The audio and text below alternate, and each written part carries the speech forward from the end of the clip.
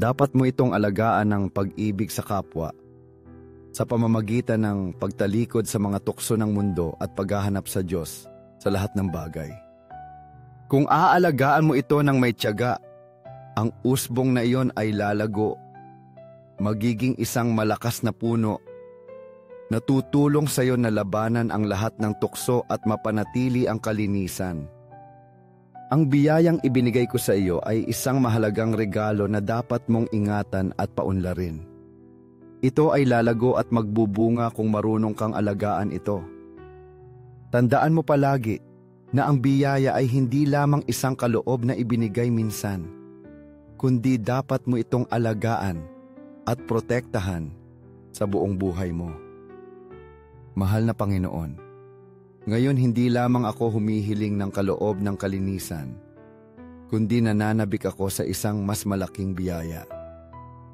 Nais ko na, sa pagtatapos ng aking buhay, kapag iniwan ko ang mundong ito, tanggapin mo ako bilang isang bata na may isang pusong walang sala, dalisay at puno ng kagalakan. Wala akong ibang nais kundi ang bumalik sa iyo bilang isang maliit na bata sa mapagmahal na bisig ng kanyang ama. Nananabik ako na kapag humarap ako sa iyo, magdala ako ng isang malinis na puso, malaya sa kasalanan, walang mga pasanin ng mundong ito, puno lamang ng dalisay na pag-ibig at kagalakang pambata. Panginoon, nais ko na sa buong buhay ko ay mamuhay ako sa pananabik na ito na mapalapit sa iyo at magsisikap akong mapanatili ang kalinisan na ibinigay mo sa akin. Naway samahan ako palagi ng iyong biyaya na tumutulong sa akin na mapagtagumpayan ang mga pagsubok at tukso ng buhay. Bigyan mo ako ng kalakasan at tiyaga upang alagaan ang usbong na itinanim mo sa aking puso, upang ito ay lumago sa isang matatag na puno na magbibigay sa akin ng lilim sa mahihirap na panahon at tutulong sa akin na mapanatili ang kalinisan na labis kong inaasam. Ngayon, ang aking kaluluwa ay nakatuon lamang sa iyo, nagnanais na mapalapit sa iyo, nananabik na matanggap ang iyong biyaya at palaging nagnanais na tanggapin mo. Sa langit at sa lupa, naway ang pusong puno ng pag-ibig ni Jesus sa Eucharistia ay laging purihin. Panginoon, naniniwala kami sa iyong tunay na presensya sa Eucharistia, kung saan ang iyong puso ay tumitibok para sa amin. Sagrado Corazon ni Jesus, ipinagkakatiwala ko ang lahat sa iyo. Nag-aalab na puso ng pag-ibig para sa amin, sindihan mo ang aming mga puso sa apoy ng iyong pag-ibig. Sagrado Corazon ni Jesus, pabalikin mo ang mga pusong lumayo sa iyo, ang mga nawawala, at ibalik mo sila sa iyong walang hanggang pag-ibig. Sagrado Corazon ni Jesus, sindihan mo ang aming mga puso sa apoy ng iyong pag-ibig, upang mahalin ka namin at maging dahilan upang mahalin ka rin ng iba. Sagrado Corazon ni Jesus, iligtas mo ang mga makasalanan, tulungan mo ang mga naghihingalo, at palayain mo ang mga kaluluwa sa purgatorio. Sagrado Corazon ni Jesus sa Eucharistia, dagdagan mo sa amin ang pananampalataya, pag-asa, at pag-ibig sa kapwa. Kabanal-banalang puso ni Jesus, maawa ka sa amin. Matamis na puso ni Jesus, maging ikaw ang aking nag-iisang pag-ibig. Matamis na puso ni Jesus, maawa ka sa amin at sa aming mga kapatid na naliligaw pa rin. Matamis na puso ni Jesus, gawin mong mahalin kita araw-araw ng higit. Kaluwalhatian, pag-ibig at pasasalamat ang ibigay sa kabanal-banalang puso ni Jesus. Puso ng pag-ibig, ipinagkakatiwala ko ang lahat ng aking tiwala sa iyo, sapagkat natatakot ako sa aking mga kahinaan, ngunit lubos akong nagtitiwala sa iyong walang hanggang awa. Sagrado Corazon ni Jesus, maawa ka sa amin at sa aming mga pastol, si Papa Francisco, mga obispo, pari at diakono ng simbahan. Sagrado Corazon ni Jesus, inaliw ng isang anghel sa iyong paghihirap. Aliwin mo kami sa aming mga pagdurusa. Sagrado Corazon ni Jesus, nagtitiwala ako sa iyong pag-ibig sa akin. Protektahan mo ang aming mga pamilya, gawin mong makilala, mahalin at sundan ang iyong puso.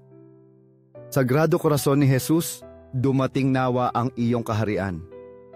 Iniaalay ko ang aking sarili sa iyo sa pamamagitan ni Maria. Sa lahat ng lugar at sa lahat ng oras, naway mahalin at luwalhatiin ang iyong puso. Lahat para sa iyo, kabanal-banalang puso ni Jesus. Matamis na puso ni Maria, gabayan mo kami sa aming landas. Matamis na puso ni Maria, maging kaligtasan ka ng aming mga kaluluwa. Matamis na puso ni Maria, iligtas mo ang aming mga kaluluwa. Amen. Kabanal-banalang Jesus sa Eucharistia, sumasampalataya, sumasamba, nagtitiwala at nagmamahal ako sa iyo. Hinihiling ko ang kapatawaran para sa mga hindi naniniwala, hindi sumasamba, hindi nagtitiwala at hindi nagmamahal sa iyo.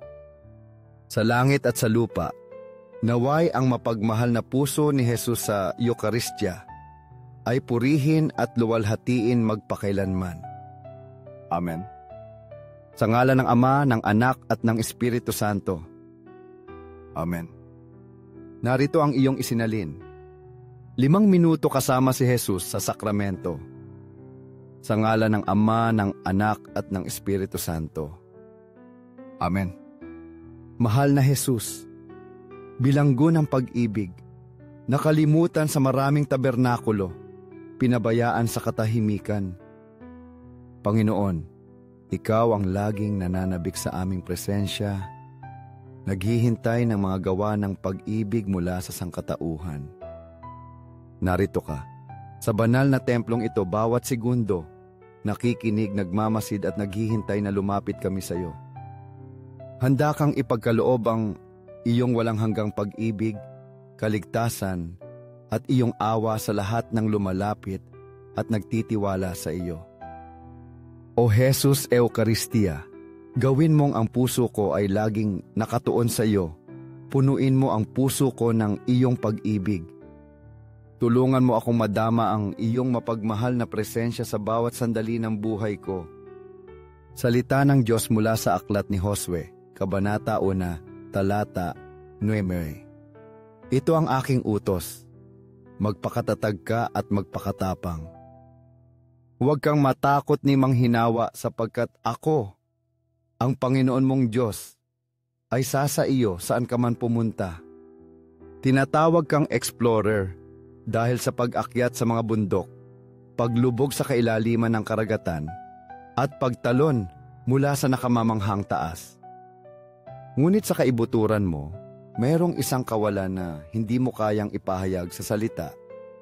Isang kawalan na hindi mapupunan. Nakalimutan mo ang pinakadakilang pakikipagsapalaran, ang pinakamahirap at gayon din ang pinakakapakipakinabang, ang pakikipagsapalaran ng Ebanghelyo. Ang mamuhay ng Ebanghelyo ay isang mahirap at mapanganib na daan, ngunit ito rin ang pinakamaluwalhati at maningning na paglalakbay. Panginoon, ipinagtatapat ko na nahihirapan akong mahalin ang mga nananakit sa akin. Nahihirapang patawarin ang mga nagkakasala sa akin. Nahihirapang magtiis kapag mali ang pagkakaintindi sa akin. Nahihirapang magtiwala sa iyong probidensya kapag humaharap ako sa mga pagsubok. Kinikilala ko rin na nahihirapan akong talikuran ang aking mga kasakiman, inggit at kayabangan. Ngunit Panginoon, tulungan mo ako. Maghari ka sa puso ko.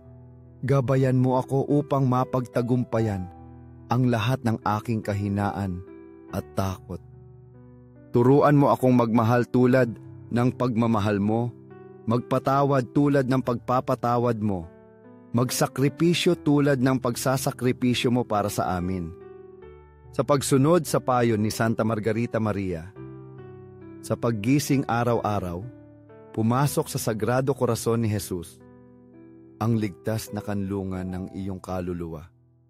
Ibigay mo sa Kanya ang buo mong pagkatao, katawan, kaluluwa, kalooban at puso upang mabuhay lamang para sa pag-ibig at kaluwalhatian niya.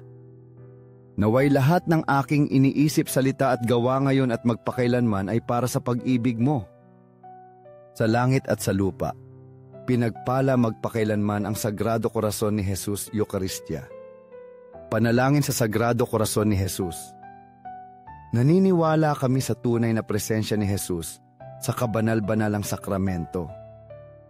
Corazon ni Jesus, sa iyo ako nagtitiwala